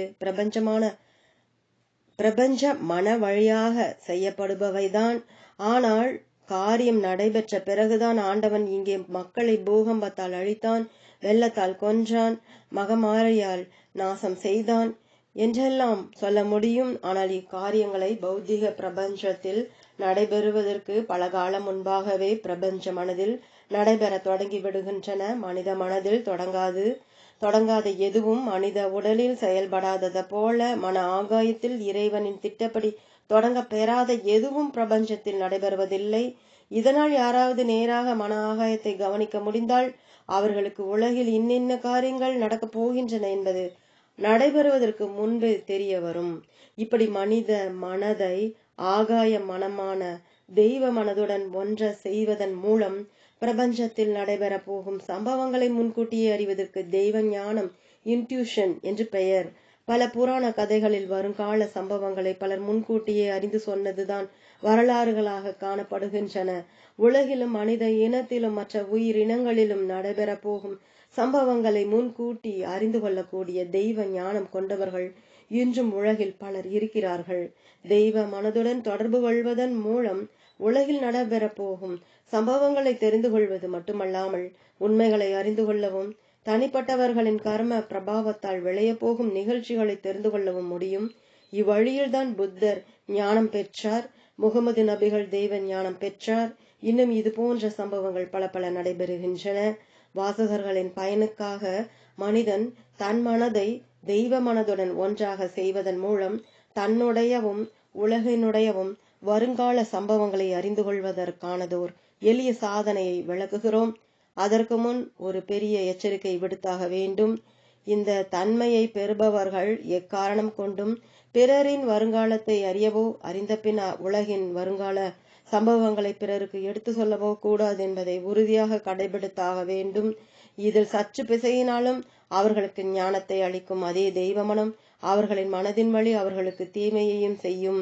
தெய்வ ஞானம் பெற முதல் தேவை மனதை குறித்த ஒரு கருத்தில் மட்டும் போதுமான நேரம் வரை இயங்க செய்யும் தன்மை. இதை ஏகாக்ரம், தியானம் முதலிய சாதனைகளால் எளிதில் பயிலலாம். இப்படி ஒரு தேவையான கருத்தை மட்டும் அடிப்படையாக கொண்டு இயங்கும் மனதின் உணர்வை மெதுவாக மூளையை கடக்க செய்து வெட்டவெளி பரப்பில் இருத்தி விடை காணும் பாவனையுடன் இருக்க வேண்டும். திடுமென தெய்வ மனம் நம் மனதை பற்றி நமக்கு வேண்டிய கருத்துக்களை அதன் திரிபில் உண்டாக்குவதன் மூலம் விளக்கச் செய்யும். இது எப்படி இருக்கும் என்றால், ஏதோ ஒரு சிக்கலுக்கு வழி தெரியாதவன் பல நாட்களாக அதை பற்றி சிந்தித்து வரும்போது ஒரு நாள் இதுதான் வழி என்று அறிந்து கொள்வது போலிருக்கும். இந்த அறிவு உண்மையில் ஆழ்ந்த சிந்தனையின் பயனாக அவன் மனம் தெய்வ மனதுடன் ஒன்றுவதால் தான் ஏற்படுகிறது. தெய்வ ஞானம் பெறுவதற்கான அடிப்படை தத்துவம் முதல் படியான எளிய சாதனைகளிலிருந்து பெரிய யோக சாதனை வரையான பல சாதனா முறைகளையும் அதன் விஞ்ஞான விளக்கங்களையும் தனியொரு நூலில் விளக்குவோம். வெளி மன ஆகாயம் உண்டு என்பதை வலியுறுத்தும் மானத தந்தியின் டெலிபதி செயல்முறை பற்றிய விளக்கத்தை அடுத்த பகுதியில் ஆராய்வோம். அருள் 18. மானத தந்தி விஞ்ஞானம் டெலிபதி. இங்கிலாந்தில் ஒரு பெண்மணி கடற்கரையோரத்தில் உட்கார்ந்து கொண்டு நீலத்திரை கடலை பார்த்த வண்ணம் அதிலேயே மனம் ஒடுங்க அமர்ந்திருந்தாள். திடுமென அவள் செவிகளுக்குள் யாரோ, உன் அத்தையின் உயிர் போய்க் கொண்டிருக்கிறது, அவள் உன்னை பார்க்க விரும்புகிறாள் என்று தெளிவான குரலில் சொன்னதை உணர்ந்தாள். உண்மையாகவே அவளுடைய அத்தை ஒருத்தி ஆஸ்திரேலியாவில் குடும்பத்துடன் வசித்து வந்தாள். அவளுக்கு 2 பெண்கள் உண்டு. தன் செவியில் ஒலித்த இந்த குரலை பற்றி கருத்தறியாது இரவெல்லாம் யோசனையில் ஆழ்ந்தபடி இருந்தாள். காலையில் தபால்காரன் தந்தி ஒன்றை கொடுத்தான். அதை படித்து பார்க்க அவள் அத்தை இறந்து விட்டதாக செய்து இருந்ததை அறிந்து திகைத்து விட்டாள். இது போன்ற பல சம்பவங்கள் பலருக்கு பல சமயங்களில் நடைபெறுகின்றன. ஆனால் அதை பற்றி சிந்தித்தறிய எவரும் முற்படுவதில்லை. ஆஸ்திரேலியாவில் இருந்த அத்தை பலமான நோயால் படுத்திருந்த போது அவளுடைய மூத்த மகள் தன் மனதில் உறுதியாக இவளை பற்றி நினைத்த நினைப்புகளைத்தான் அவள் செவிகளுக்குள் கேட்டாள். பலருக்கு இப்படி தெளிவாய் கேட்காவிட்டாலும் தொலைவிலிருந்து அலை கழித்து வந்து தாக்கும் மன அலையால் இவர்களின் மனம் அதற்கு தக திரிந்து நிற்க இப்படி ஒரு சங்கல்பம் உண்டாயிற்றென்று மட்டும் சொல்லி மேற்கொண்டு ஆராயாமல் நிறுத்தி விடுகிறார்கள். மனிதனின் பலமான எண்ணங்கள் தலையை ஊடுருவி மன ஆகாயத்தின் சுற்றுவட்டத்தில் அலைக்கழித்து பாயுமென முன்பு சொன்னோம். இந்த மன அலைகள் ஒரு குறிப்பிட்ட நபரை பற்றியதாய் இருந்தால் அறிவு தன்மையுள்ள அவ்வலைகள் அவரை நோக்கி நேராக சென்று அவருடைய மனதை தாக்கி எண்ணத்துக்குரிய மன திரிபை உண்டாக்க அதை அம்மனதுக்குரியவர் ஏதோ எண்ணம் என்ற பெயரில் அறிகிறார். ஆனால் இதற்கு ஒரு நியமம் இருக்க வேண்டும். ஒருவர் மற்றவருக்கென மன அலையை அனுப்பும் சமயத்தில் அதை பெற வேண்டியவர் வேறு கருத்து ஆழ்ந்து மனதை இயக்கி கொண்டிராமல் கூடுமான வரை பலமான எண்ணம் ஏதுமில்லாத நிலையில் இருக்க வேண்டும். பிரிந்து வாழும் காதலர்கள், நண்பர்கள், உறவினர்களிடையே இத்தகைய மானத தந்தி பரிமாற்றங்கள் அடிக்கடி நடந்து கொண்டுதான் இருக்கின்றன. இறந்தவர்கள் சில சமயங்களில் உயிருடன் இருப்பவர்களின் மனதுக்கு செய்திகளை அனுப்புவது உண்டு. தந்தை வைத்து சென்ற உயில் எங்கே இருக்கிறதென தெரியாமல் தவித்த மைந்தனின் மனதில் ஆவி உலகத்தில் இருக்கும் தந்தை இப்படி மானத தந்தி மூலம் உயில் இருக்கும் இடத்தை தெரிவித்த சம்பவம் திருநெல்வேலி மாவட்டத்தில் நடந்தது.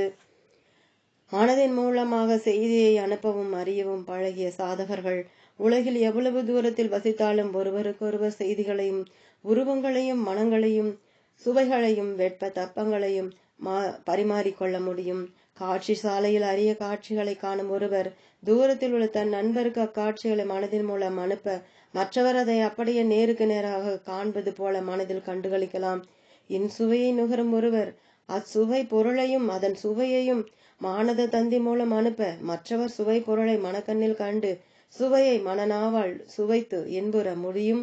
டெலிகிராஃப், டெலிபோன், டெலிவிஷன் போன்றவைகள் எவ்வளவு உண்மையும் சாத்தியமும் ஆனவையோ அவ்வளவு உண்மையும் சாத்தியமும் ஆனதுதான் டெலிபதி என்னும் மானத தந்தியும்.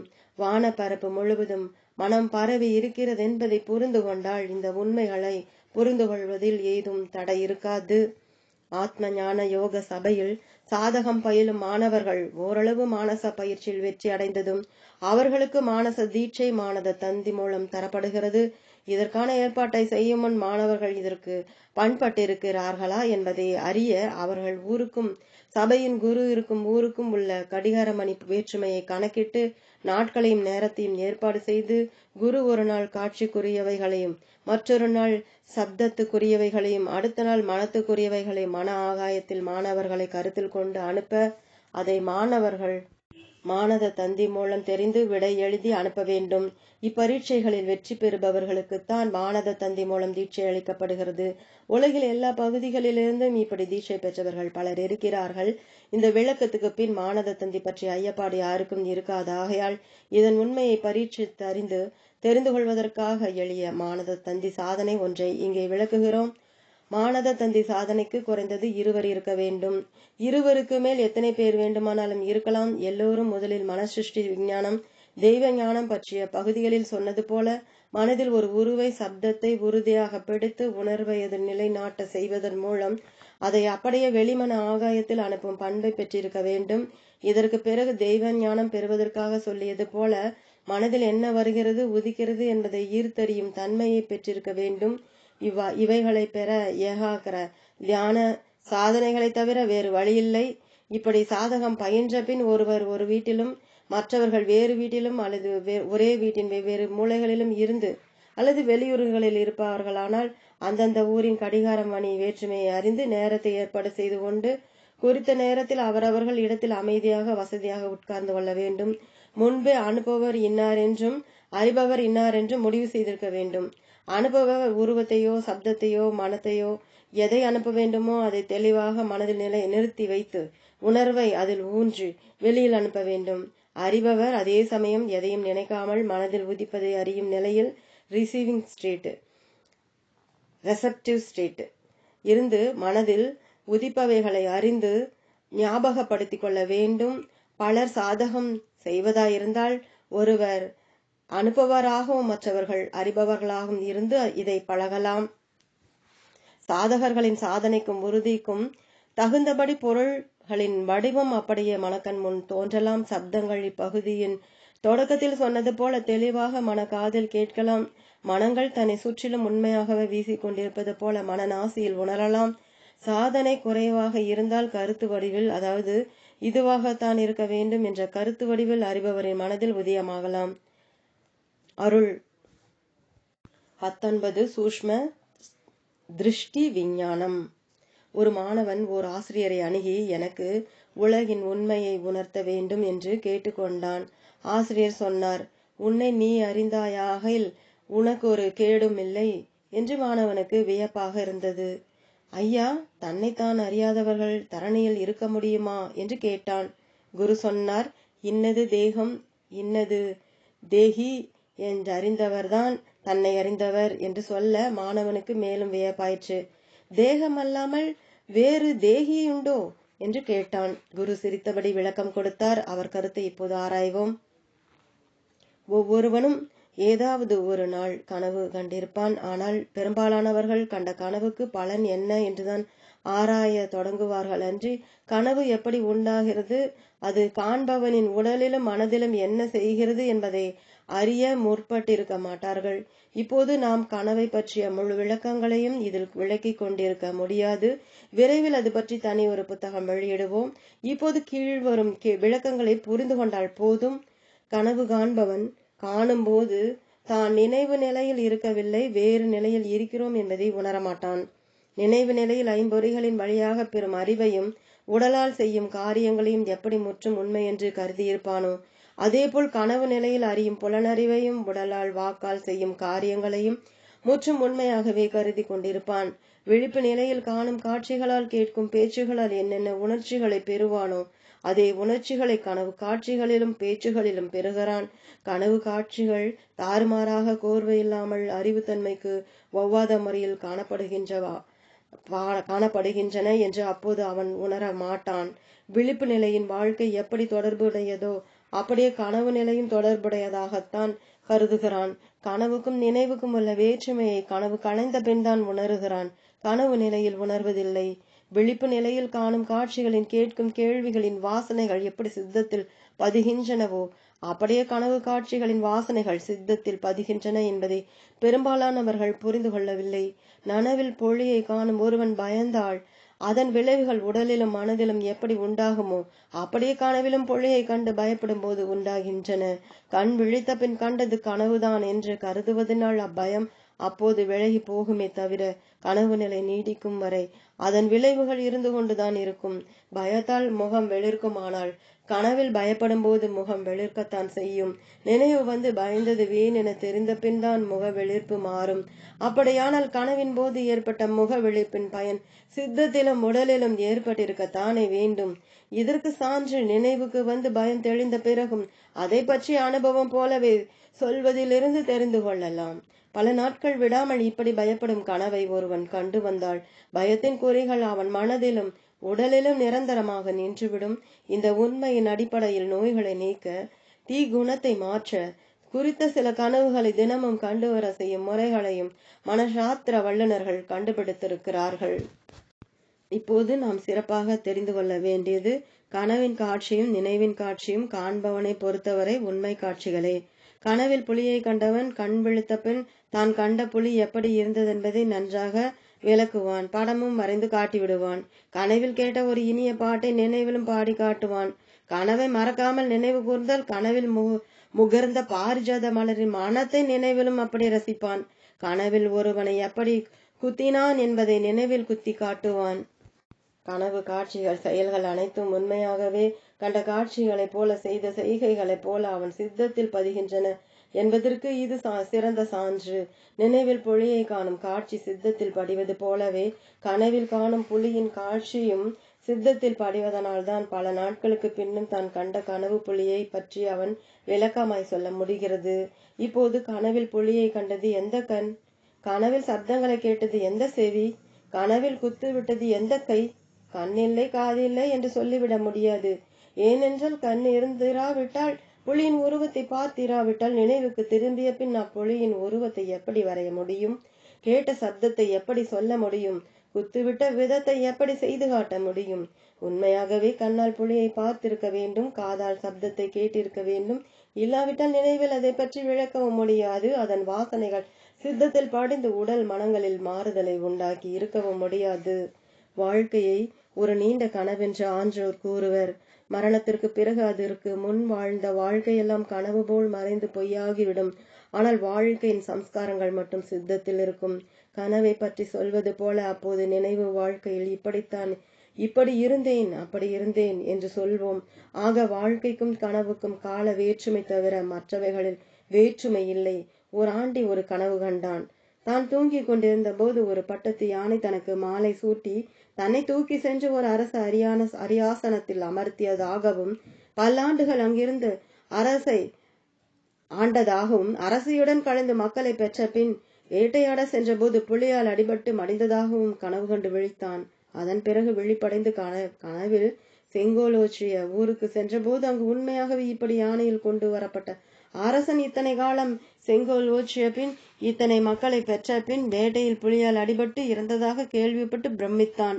கனவுக்கும் நனவுக்கும் உள்ள தொடர்பை இப்படி அறியும் போது மாயையின் தத்துவத்தையும் அது வாழ்க்கையில் செயல்படும் விதத்தையும் அறிந்து சன்மார்க்க நெறியில் செல்ல துணிந்து விடுவோம்.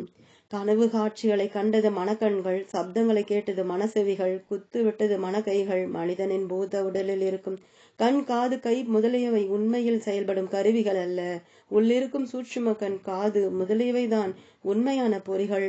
பௌதிகத்தில் அவை நேராக செயல்பட முடியாததாகையால் செயல்படுவதற்கென பௌதிக உடலில் ஏற்பட்டவைதான் பௌதிக கண் முதலியவை. மனக்கண் செயல்படாவிட்டால் பௌதிக கண் செவ்வனே இருந்தாலும் பார்வை ஞானம் உண்டாகாது. மனசெவி செயல்படாவிட்டால் பௌதிக செவி எவ்வித கோளாறும் இல்லாதிருந்தாலும் எதையும் கேட்காது. மனக்கை இயங்காவிட்டால் பௌதிக கை எவ்வளவு பலம் பொருந்தியதா இருந்தாலும் இயங்காது. உடலை இயக்கும் மனிதன் உண்மையில் ஸ்தூல உடல் உறுப்புகளை நேராக தொடர்பு கொண்டு இயக்குவதில்லை. அவன் தன்னுடைய மன உடலிலுள்ள உறுப்புகளை தான் விரும்பமானவாறு இயக்குகிறான். அந்த இயக்கம் பிறகு உடலில் நடைபெறுகிறது.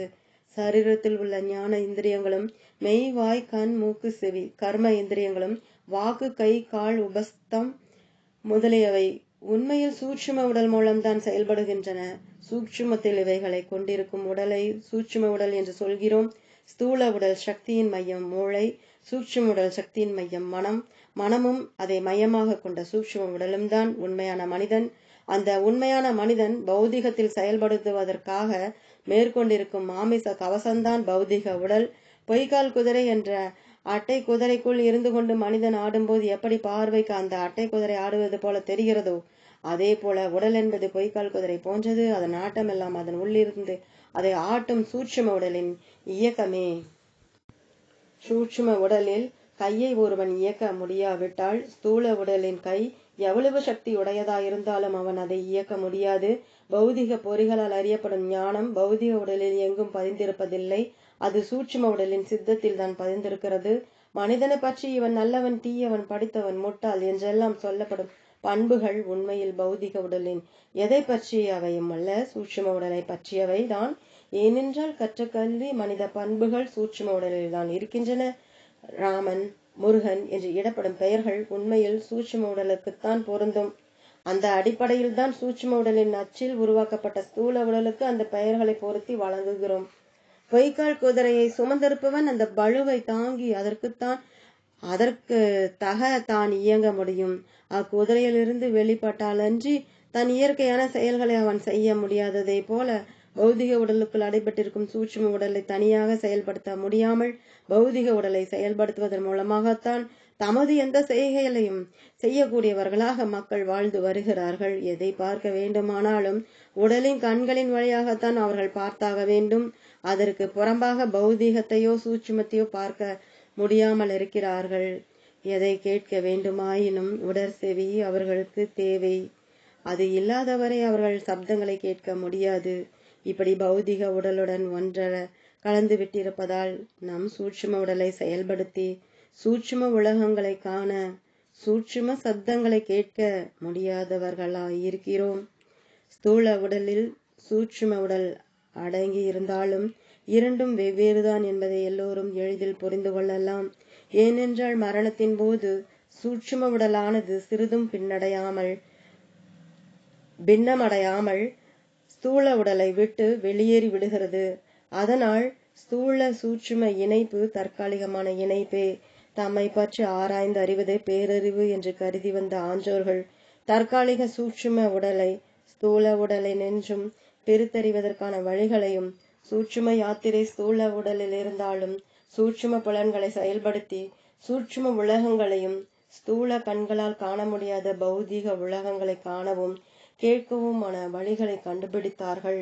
ஸ்தூல உடலில் இருந்தபடியே சூட்சும உடலின் கண்கள் வழியாக ஸ்தூலத்தையும் சூட்சுமத்தையும் காண்பதற்கு சூட்சும திருஷ்டி கிளார்வாயன்ஸ் என்றும், சூட்சும செவிகளை செயல்படுத்தி ஸ்தூல சூட்சும சப்தங்களை கேட்பதற்கு சூட்சும ஸ்ரவணம் கிளார் ஆடியன்ஸ் என்றும் தற்காலிகமாக சூட்சும உடலை ஸ்தூலத்தினின்று பிரித்து சென்று சூட்சும உலகங்களை சுற்றி வருவதற்கு சூட்சும யாத்திரை ஆஸ்ட்ரல் டிராவல் என்றும் பெயர். ஸ்தூலத்தில் இருந்தபடியே சூட்சும கண்ணை செயல்படுத்தி அதன் வழி காண முடிந்தால் பௌதிகத்தையும் காணலாம். அதன் உள்ளும் புறமும் பரவியுள்ள சூட்சுமத்தையும் காணலாம். சூட்சும கண்ணில் பௌதிக பொருள்களை காணும் போது அவை பௌதிக கண்களால் பார்க்கப்படுவது போல தெரியாது. ஆனால் அவைகளின் சூட்சும அமைப்பு பௌதிக வடிவில் தென்படும். இதை கொண்டு இது என்னது என்பதை புரிந்து கொள்ள முடியும். சிறிது முயற்சியின் பேரில் யாரும் தன் சூட்சும கண்களை செயல்படுத்தி பௌதிகத்தையும் சூட்சுமத்தையும் காண முடியும். அதற்கான ஒரு எளிய சாதனையை கீழே விளக்குகிறோம். முதலில் ஏதாவது ஒரு பொருளை பௌதீக கண்களில் பார்த்துவிட்டு கண்களை மூடி மன உணர்வை நெற்றியின் நடுவிலுள்ள ஆக்ஞா சக்கரத்தில் கவனத்துடன் நிலைப்படுத்தி அங்கு அப்பொருளின் உருவை உண்டாக்கும் முயற்சியுடன் மன உணர்வை நிலைப்படுத்தினால் மெதுவாக இருட்டில் ஒளி பிறந்து அவ்வொளியில் அப்பொருளின் உருவம் தெரியும். இதில் சற்று வெற்றி கிட்டியதும் தனியாக எந்த பொருளையும் பார்க்காமலே கண்களை மூடி ஆக்ஞா சக்கரத்தில் மன உணர்வை நிலைப்படுத்தி வைத்தால் அங்கு பிறக்கும் ஒளியின் வழியாக எதிரில் உள்ள பொருள்கள் தெரிய வரும். பிறகு சாதனையில் முன்னேற்றம் அடைந்த பின் ஸ்தூல கண்களில் காண்பது போலவே சூட்சும கண்களுக்கு எல்லாமே தென்படும். அதே சமயம் எதிரில் தென்படும் சூட்சும அமைப்பையும் அங்கு வாழ்பவர்களையும் சூட்சுமத்தில் கவனம் கூறுவதன் மூலம் தெளிவாக பார்க்கலாம். இந்த சாதனையைப் போலவே மன உணர்வை சப்தத்தில் நிலைப்படுத்தி வைத்தால் தூரத்தில் ஒலிக்கும் பௌத்திக சப்தங்களையும் சூட்சும சப்தங்களையும் கேட்கலாம். இச்சாதனையின் வெற்றிக்கும் ஏகாகிரம் தியானம்தான் முக்கியமானதானாலும் ஆக்ஞா சக்கரத்தில் பார்வை நிலைப்படுத்தும் திராடகம் முதலான சாதனைகளும் தேவைப்படும். இதில் விந்தை ஒன்றுமில்லை. முயற்சி செய்யும் அனைவருக்கும் வெற்றி கிட்டும் என்பது உறுதி. அருள் 20 சூட்சும யாத்திரை. ஸ்தூல உடலுடன் சூட்சும உடல் ஒன்றோடொன்று கலந்தபடி இருந்தாலும் ஒன்றுடன் ஒன்று ஒட்டி இருக்கவில்லை என்று முன்பு சொன்னோம். இதனால் சில சாதனைகள் மூலம் தற்காலிகமாக ஸ்தூல உடலிலிருந்து சூட்சும உடலை பிரித்து அதை சூட்சும உலகத்தில் செயல்பட செய்ய முடியும். ஆனால் இப்படி தற்காலிகமாக பிரிக்கும் பிரிவில் ஸ்தூல சூட்சும உடல்களுக்கு எவ்வித தொடர்பும் இல்லாமல் போய்விடுவதில்லை. ஸ்தூல உடலை சூட்சும உடலுடன் சேர்த்து வைத்திருப்பது பாசக்கயிறு என்று சொல்லப்படும் ஒரு வகை சூட்சும கயிறு போன்ற தொடர்பு ஸ்தூல சூட்சுமங்களை இணைத்திருப்பது பாசக்கயிறுதான் என்பதை காட்ட பல தெய்வங்களின் கையில் பாசக்கயிறு இருப்பதாக தெய்வ உருவங்களை கற்பித்தவர்கள் ஏற்படுத்தியிருக்கிறார்கள். கணபதி, காயத்ரி முதலிய தெய்வங்களின் கரத்தில் இந்த பாசக்கயிறு இருக்கிறது. இதன் கருத்து பாசம். பௌதிக உலகுடன் மனிதன் கொண்டிருக்கும் பாசம்தான் அவனை பௌதிக உலகில் பிறக்க செய்வதற்கான பிணைப்பு. இந்த பிணைப்பு ஸ்தூல உடலுடன் சூட்சும உடலை பிணைத்து வைத்திருக்கிறது. இந்த பிணைப்பு அருந்தால் பிறவி அரும் என்பதாகும். சாதாரண நிலையில் மரணம் ஏற்படும் போது சூட்சும உடல் முழுவதும் ஸ்தூலத்திலிருந்து வெளிப்பட்டு விட்டாலும் இப்பாச கயிற்றின் பிணைப்பு உடனே அருந்து விடுவதில்லை. ஸ்தூல உடல் சிதையும் போதுதான் இப்பிணைப்பு அருகிறது. இதனால்தான் பெரியவர்கள் இறந்தவர்களை எரித்து விடுவதுதான் நல்லதென்று கண்டு இதற்காக சுடுகாடுகளை ஏற்படுத்தினார்கள். பிணத்தை எரிப்பதால் ஸ்தூல உடல் விரைவில் சிதைந்து போவதால் பாச கயிற்றின் தொடர்பு உடனே அருந்து சூட்சும உடல் தன் சூட்சும உலக யாத்திரையை தொடங்குகிறது. பிணங்களை புதைப்பதால் ஸ்தூல உடல் பல நாட்களுக்கு சிதையாமல் இருக்கும். ஆகையால் அதுவரை பாச கயிறு அற முடியாத காரணத்தால் சூட்சும உடல் அதன் தன் அடுத்த யாத்திரையை தொடங்க முடியாமல் ஸ்தூல பிணைப்புடன் அந்த ஸ்தூல உலகை சுற்றி கொண்டே இருக்கும்.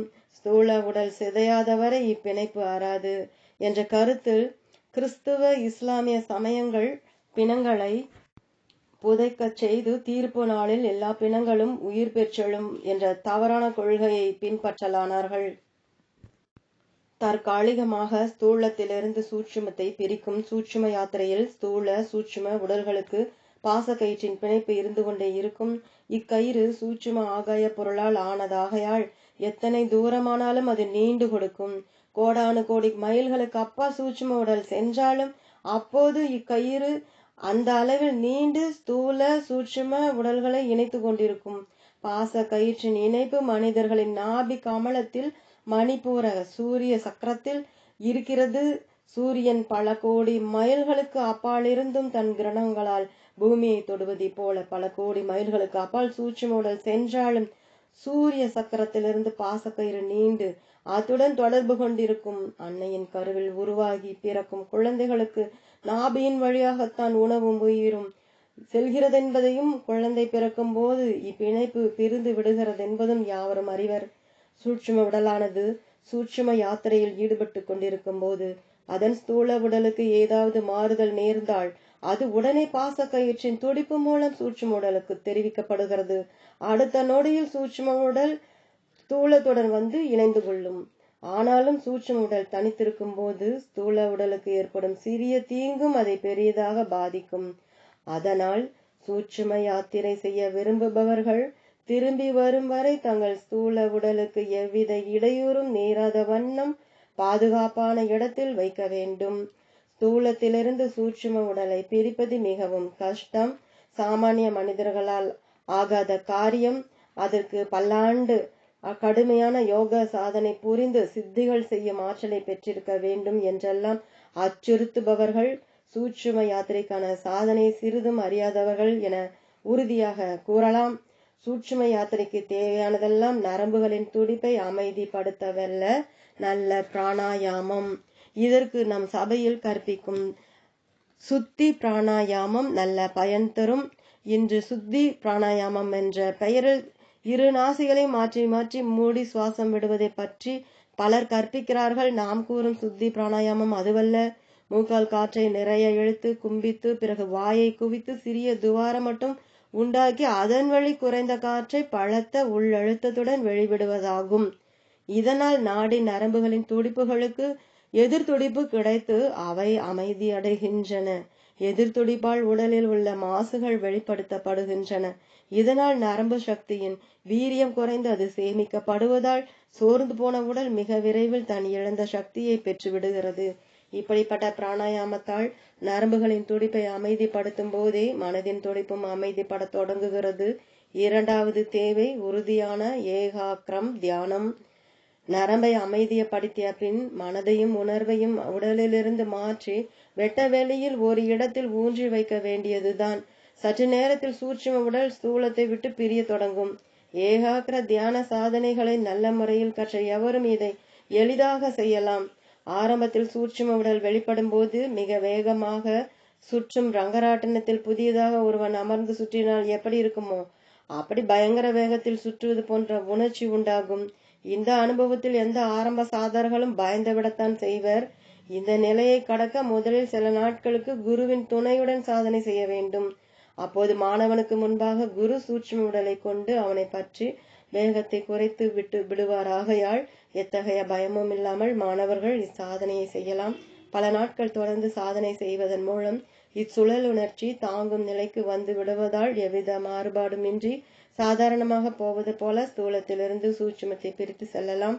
சென்று சூட்சும உலகங்களை கண்டபின் மறுபடி விட்டு வந்த ஸ்தூல உடலில் போக வேண்டும் என்று விரும்பும் போது உணர்வையும் மனதையும் ஸ்தூல உடலில் ஊன்றி வைக்க சற்று நேரத்தில் தூங்கி எழுந்தது போல ஸ்தூல உடலில் சூட்சுமம் கலந்து வெளிப்படும்.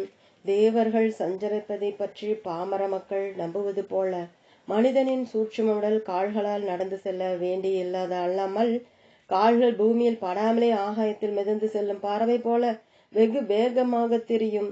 எந்த இடத்தை பற்றி உணர்வு ஒன்றுகிறதோ அந்த இடத்தை ஒரு நொடியில் அது அடைந்திருக்கும்.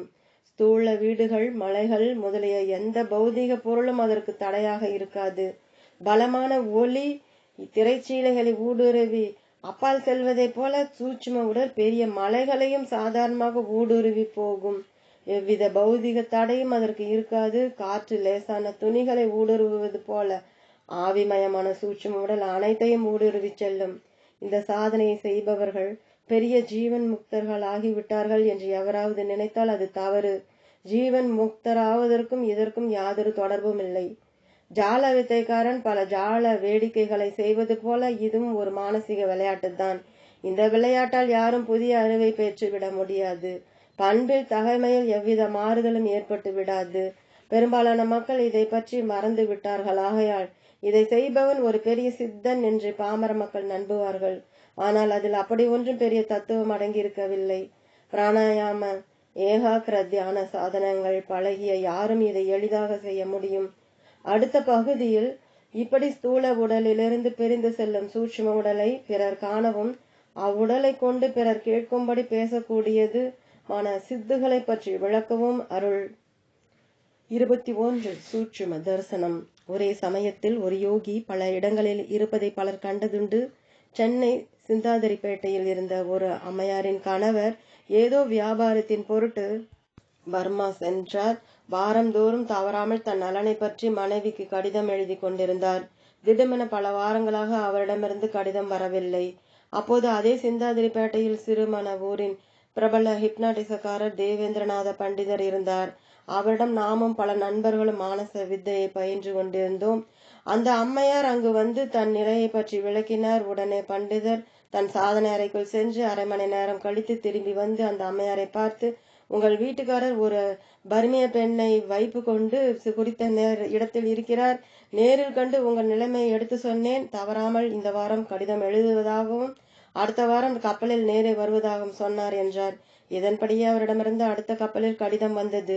அதற்கு அடுத்த கப்பலில் அவரே நேரில் வந்தார். தன் கணவனை அழைத்து கொண்டு அந்த அம்மையார் பண்டிதரிடம் வந்தபோது அவர் பண்டிதரை பார்த்து, எங்கே ஐயா, மாயமாய் மறந்து விட்டீர். என் மனைவியின் செய்தியை சொன்ன பின் உங்களை உபசரிக்கலாம் என்று நினைத்தேன். எங்கே போனீர், எப்படி போனீர் என்றே தெரியவில்லையே என்று கேட்க, பண்டிதர் புன்முறுவல் பூத்து அவசரமாக வர வேண்டியிருந்தது, அதனால் வந்துவிட்டேன் என்று சொன்னார். இதை போன்ற நூற்றுக்கணக்கான சம்பவங்களை புராண கதைகளில் படித்தறியலாம். தவறவும் சங்கராச்சாரியார், இயேசு, ராமலிங்கர் போன்றவர்கள் வாழ்க்கை குறிப்புகளிலும் விக்ரமாதித்தன் கதை, பாரதம் போன்ற இலக்கியங்களிலும் ஆன்மீக ஆராய்ச்சியில் ஈடுபட்டிருக்கும் தற்கால பெரிய ஆன்ம மானச ஆராய்ச்சியாளர்களின் அனுபவ குறிப்புகளிலிருந்தும் படித்து அறியலாம். நீங்களே சில சமயம் இத்தகைய சம்பவங்களை பார்த்தும் இருக்கலாம். இந்த சாதனையை பற்றிய விளக்கம் கூறும் முன் மானச சிருஷ்டி என்ற பகுதியை மற்றொரு முறை ஆழ்ந்து படித்து விடுமாறு ஆசகர்களை கேட்டுக்கொள்கிறேன். மனதை ஏதாவது ஒரு குறிப்பிட்ட திரிபு நிலையில் இருத்தி அதில் உணர்வை ஊன்ற செய்தால் பௌதிக உலகில் அப்பொருள் உண்டாகும் என்று அங்கு விளக்கப்பட்டது. சூட்சும உடலை பிரிப்பதை பற்றி சென்ற பகுதியில் விளக்கப்பட்டது. இரண்டையும் சேர்த்தறிந்தால் இப்போதைய பொருள் மிக நன்றாக விளங்கும். அதாவது சூட்சும உடலில் இருக்கும்போது மன உணர்வில் தேவையான இடங்களை உருவகப்படுத்தி கொண்டு அங்கு தான் சுய உருவில் இருப்பதாக பாவித்து மனதை திரித்து உணர்வை ஒன்றை செய்தால் அந்தந்த இடங்களின் ஆகாய அணுக்களில் அசைவு உண்டாகி மனதில் பாவிக்கப்பட்ட உருவமாக அது உருவமெடுக்கும். போதுமான இருக்கத்தன்மை அதில் வந்துவிட்டால் அங்கிருந்து பார்ப்பவர்களுடைய கண்களுக்கு உண்மையாகவே ஆள் இருப்பது போல தெரியும். கையால் தொட்டு பார்க்க முயன்றால்தான் இது உண்மையான ஸ்தூல உருவம் அல்ல, வெறும் தோற்றத்துக்கு மட்டும் தென்படும் சூட்சும உருவம் என்பது தெரிய வரும். ஆகவே இந்த சாதனை பயில சூட்சும யாத்திரை மானச சிருஷ்டி பகுதிகளில் சொன்ன பண்புகளை பெற்றால் போதும். சூட்சும உடலை வெளிப்படுத்தி தேவையான இடத்தின் அமைப்பை மனதில் தெரிய வைத்து உணர்வை ஒன்றினால் அந்தந்த இடத்தில் மன திருபின் உருவம் ஆகாய அணுக்களின் இறுக்கத்தால் உண்டாக அது மேலும் சற்று இருக்க தன்மை அடையும்படி செய்தால் அங்குள்ளவர்களின் கண்களுக்கு அந்த உருவம் தெரிய வரும். மாய மனிதன், மாய காட்சி, மாயமாய் மறைதல் போன்ற வாக்கியங்களின் தத்துவம் இதுதான். இனி இப்படி சூட்சுமமாய் பிறருக்கு தெரியும் மாய உருவில் பேசி அதை பார்க்கும் ஸ்தூல உடலில் உள்ளவர்களை கேட்க செய்யும் முறையை பற்றி சிறிது ஆராய்வோம். என்ன பேச வேண்டுமோ அதை அப்படியே மன திருபில் உருவாக்கி அதற்கு உணர்வு சக்தியை கொடுத்தால் ஆகாயத்தில் சப்த அலைகள் உண்டாகி பிறர் செவிகளை தாக்கி கேட்க செய்கிறது. நாளைக்கு நீங்கள் வாருங்கள் என்ற சப்தங்களின் படி மனதை இயக்கி அதற்கு உணர்வு சக்தியை கொடுத்தால் மன அலைகள் ஆகாயத்தை தாக்கி அதன் அணுக்களில் அக்குறித்த சப்த அலைகளை உண்டாக்க அது அங்குள்ளவர்களின் செவிகளில் பட்டு கேட்க செய்கிறது. உடல் உருவை காட்டாமல் வெறும் சப்த அலைகளை மட்டும் உண்டாக்கி கேட்பிக்க செய்வதை அசரீரி என்கிறோம். சூட்சும சரீரத்தை காட்டி கேட்கவும் செய்வதை மாய புருஷனின் தோற்றம் என்று பொதுவாக சொல்கிறோம். மேற்சொன்ன விளக்கங்களில் இருந்து ஒரே சமயம் பல இடங்களில் தோன்றவும் கேட்கவும் செய்யக்கூடிய சாதனா முறைகளை வாசகர்கள் எளிதில் புரிந்து கொள்ளலாம். அருள். ஓம் தொடரும்.